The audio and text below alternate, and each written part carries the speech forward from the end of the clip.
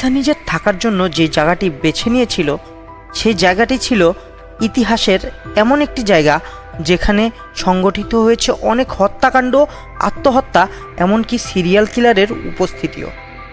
সেই হোটেলের আশেপাশে প্রায় অদ্ভুত ঘটনা ঘটত। আর ওই সময়ের পুরো ডাউনটাউনে এলাকাই ছিল এক ভয়ের শহর। যখন এলিসা ফোন করা বন্ধ করে দেয়, হোটেলের স্টাফরা বলে সে নাকি আগের রাতেই অদ্ভুত আচরণ করছিল। এক রুমে থাকা মেয়েরা বলে সে মাঝে মাঝে চিৎকার করত, কিছু বলতো নিজের সাথেই। তাই হোটেলের কর্তৃপক্ষ তাকে আলাদা রুমে সরিয়ে দেয়। তারপর সে হারিয়ে যায় হঠাৎ করেই। পরের দিন পুলিশে রিপোর্ট করা হয় missing person Elisa Lam. Police hotel search করে, রুমে তার কাপড়, ওষুধ আর কিছু বই পায়, কিন্তু কোনো চিহ্ন মেলেনি সে কোথায় গিয়েছে।